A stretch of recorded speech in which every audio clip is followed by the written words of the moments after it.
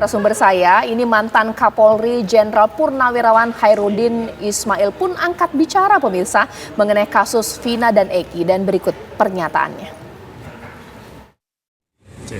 Nah, kasus-kasus yang terjadi sekarang saya nggak bisa komentar karena nggak tahu dari awalnya. Termasuk kasus Vina itu Pak ya? Yang di Cirebon itu termasuk kasus Cirebon. 8 tahun yang lalu, tapi kan yang saya persoalkan itu, kalau mereka dipaksa mengaku dan pengakuannya itu tidak benar, kenapa bisa berjalan sampai pengadilan? Tidak nikah dan orang itu disumpah. Yeah. Nunggu Dan viral dulu Pak. Ya nunggu setelah ada film. Viralnya itu kan setelah ada film itu kan. Dan sekarang mengapa polisi tidak berani ngomong? Karena ya udah tadi itu. Ngomong salah, tidak ngomong salah, kan gitu kan? Mungkin dilihat ininya. Yang perlu menurut saya dilihat itu dulu bagaimana dulu penanganan pertamanya. Apakah betul ada kekerasan? Apakah betul ada rekayasa pengakuan? Lalu ini dilihat kenapa di jaksa itu bertahan pengakuan itu. Apalagi ketika di pengadilan. Pengadilan itu kan terbuka kan? Dan setiap kesaksian disumpah. Yeah. Nah, sekarang setelah selesai dicabut. Ya, bagaimana sumpah-sumpah itu sumpah? Dan sudah divonis. Iya kan? Nah, itu rumitnya di situ. Jadi saya nggak bisa komentar banyak masalah itu. Ya, dugaan keterlibatan Ibtu Rudiana, meskipun Ibtu Rudiana diketahui ini Pak Ugro ada di Sat Narkoba pada saat itu, tapi terlibat di kasus yang reskrim atau umum ya. Ini antar satker kemudian, kita kan nggak tahu apakah kalau diperbantukan boleh-boleh saja, ini seperti apa Pak Ugro melihatnya? Ya sebetulnya polisi kan kembali kepada pedoman hidup dan pedoman kerja Tribrata Catur Prastya gitu. Jadi kepada negara nomor 1. Kalau dia mau membantu memberikan informasi boleh, tapi jangan action mengambil tindakan-tindakan yang tidak dilengkapi dengan surat perintah. Karena penyidikan kan ada surat perintah dimulai penyidikan. Kalau dia mau bergerak ya memberikan informasi dulu. Nanti bergerak ada tim penyidik sendiri, jangan bergerak sendiri misalnya nangkep dan sebagainya, itu menyalahi etika profesi, nggak boleh. Oke, Pak Yudhya, klien Anda ketika menceritakan bagaimana dia diminta menjadi saksi pada saat itu, penyidiknya hanya Ibtu Rudiana atau memang Ibtu Rudiana bersama dengan penyidik saat itu?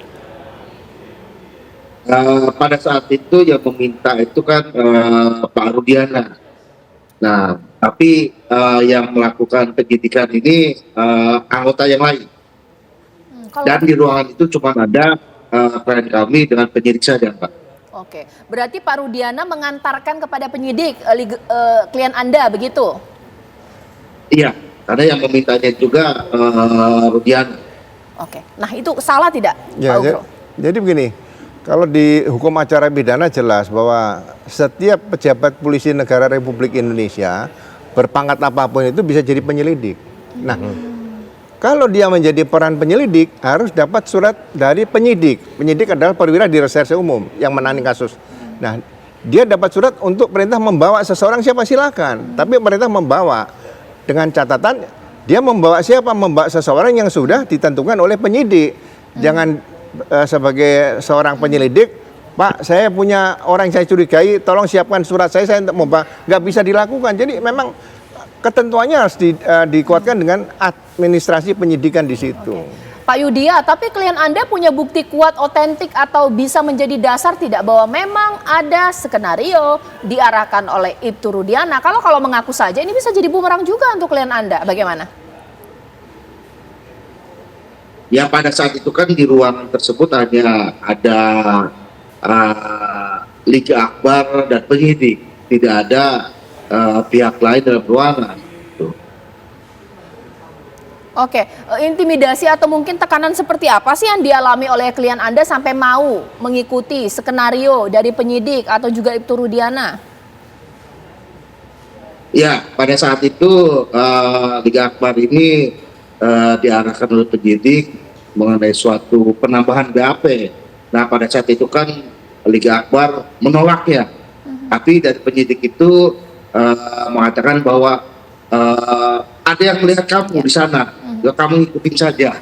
Nah itu terus berulang kalimat itu, sehingga ya Liga Akbar pada saat itu tidak berdaya, tidak bisa mengambil keputusan apa-apa selain mengikuti apa yang diarahkan oleh penyidik. Oke. Baik, ditahan dulu Mas Yudya. Sekarang saya ingin mencoba ke Polsek Kepetakan. Sudah ada rekan saya Alvin yang siap mengabarkan dari sana. Karena pasti publik bertanya-tanya ketika proses pemeriksaan di Propam Polri ini masih terus berlangsung, kasusnya pun masih ramai. Bagaimana aktivitas dari Ibtu Rudiana yang saat ini masih menjabat di sana? Alvin, silakan dengan laporannya.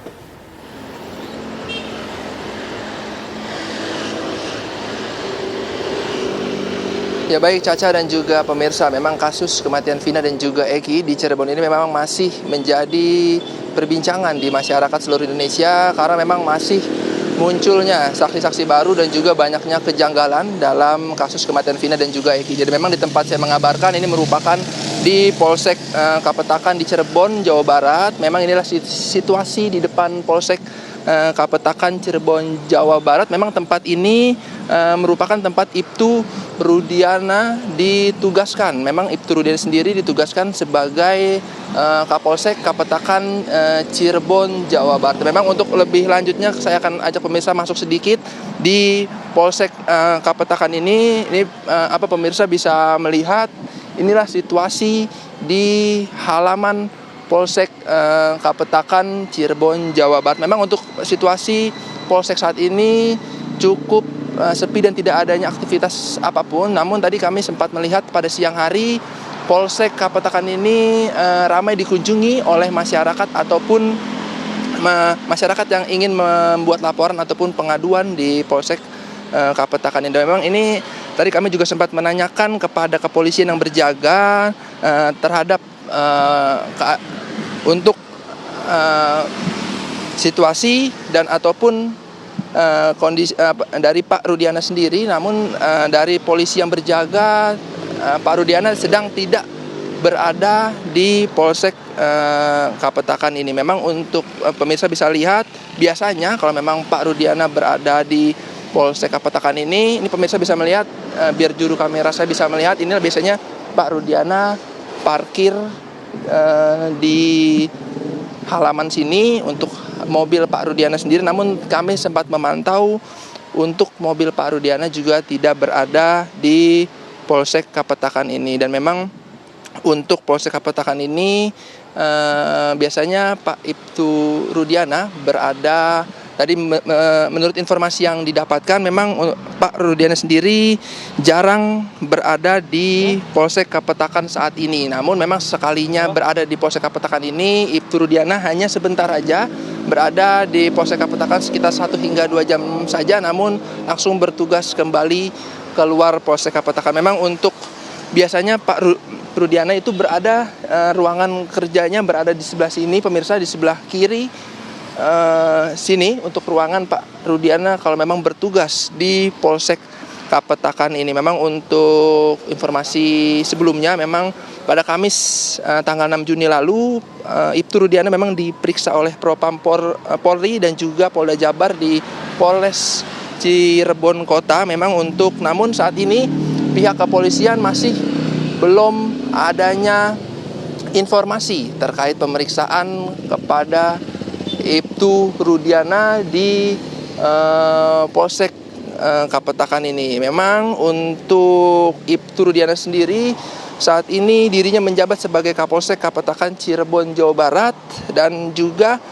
Rudiana menjabat sebagai Kapolsek Kapetakan ini sejak April 2024 hingga saat ini. Memang untuk sebelumnya Rudiana sendiri menjabat sebagai Kapolsek Kesambi sejak tahun 2022. Memang inilah situasi tempat Rudiana bertugas. Namun tadi kami juga sempat melihat tidak adanya Ibtu Rudiana di dalam Polsek di Kapetakan ini. Memang tadi juga pihak polisi yang berjaga menginformasikan kepada tim kami, memang Ibtu Rudiana tidak sedang berada di sini. Namun nantinya kami akan terus mengupdate terkait posisi dari Rudiana sendiri. Demikian Caca, kembalikan ke studio. Baik, terima kasih Alvin mengabarkan langsung dari Polsek Kapetakan. Ini sekarang kembali lagi saya harus menanyakan kepada Mas Aristo, karena sampai dengan saat ini saya masih percaya bahwa jika ada kesalahan pasti ini prosedur panjang dari penyidikan hingga kemudian divonis. kita tahu bahwa di Kejaksaan ada pra penuntutan, waktunya jaksa mengoreksi pekerjaan Polri. Kalau memang salah dalam hal saksi, harusnya tugas jaksa untuk melihat apakah ada kesalahan. Gini ya, menarik nih pertanyaannya ya. Idealnya betul Mbak Caca bilang, ada yang namanya pra penuntutan tadi, ruang untuk mengkoreksi. Tetapi desain, lagi-lagi desain hukum acara pidana itu heavy-nya lebih berat kepada polisi. Nah, ingat nih, hukum acara pidana kita itu 81 ketika zaman Orde Baru, polisi itu ABRI. Nah, kenapa itu heavy-nya ke polisi? Ya, karena polisi adalah bagian dari ABRI. Ya. Kemudian memang ada ruang pra penuntutan, tapi pada faktanya desain ruang pra penuntutan itu sempit. Koordinasinya sempit, waktunya hanya 7 dan 14 hari. Artinya secara praktek ya, praktikal, susah sebenarnya jaksa untuk mengkoreksi itu. Ini selalu yang jaksa juga protes. Ruangnya kecil sekali untuk mengkoreksi polisi. Faktanya, outcome dari perkara pidana kita itu ditentukan heavy-nya lebih kepada polisi. Karena polisi dia yang menyusun berkas ya, sampai bahkan ratusan ribuan halaman. Dan bahkan hakim ya, pengadilan yang idealnya mensupervisi itu, yang idealnya mengadili itu, juga semacam konfirmasi dari berkas itu. Karena peradilan itu kan mengadilinya berdasarkan berkas. Dan kadang-kadang kan pertanyaannya, Anda sudah diperiksa belum di BAP ini? Betul atau tidak? Kalau sudah betul, ya sudah. Jadi apa yang saya mau katakan adalah polisi dominan dalam menentukan outcome perkara pidana. Yes, betul, jaksa diberikan ruang pra penuntutan, tapi itu basa-basi. Ya, basa-basi, heavy-nya lebih ke polisi. Yes, betul, hakim itu idealnya dia mengadili secara objektif hasil pekerjaan polisi ini, dia berdiri secara netral, tapi itu juga heavy-nya lebih kepada polisi. Ya, kenapa? Karena peradilan kita itu mengadili berdasarkan berkas perkara. Oke. Saya ke Mbak Putri. Mbak Putri, sebenarnya kalau dari keluarga ini kan sudah ramai sekali mengenai dugaan keterlibatan yang berlebih dari Ibtu Rudiana atas kasus ini. Pasti bertanya kepada keluarga dari kuasa hukum, benar tidak dari awal 8 tahun yang lalu bahwa ada keterlibatan, pengarahan, skenario, ini bagaimana? Ya Mbak, kalau selama ini kami menanyakan perihal itu, memang dari pihak keluarga itu hanya menyampaikan bahwa semua yang urus adalah Pak Rudiana, gitu. Jadi dalam artian mereka tidak mengetahui apakah ada settingan atau tidak, gitu. Karena mereka percaya sekali dengan proses hukum saat itu, karena juga kan dianggap Pak Rudiana adalah seorang anggota Polri, begitu Mbak. Baik, nanti sesaat lagi saya akan tanya kepada Pak Ugro sebagai mantan Kadif Propam. Pak, kalau menurut Bapak, dari awal keterlibatan sampai dengan sekarang dugaan, sebenarnya ini ke arah mana? Karena kita masih tidak percaya ya bahwa atas dasar dan atas hal apa kemudian upaya untuk membuat skenario, pengarahan, penangkapan tersangka yang salah. Ini kan kita nggak tahu apa di balik ini. Nanti sesaat lagi dijawab, usai jeda berikut.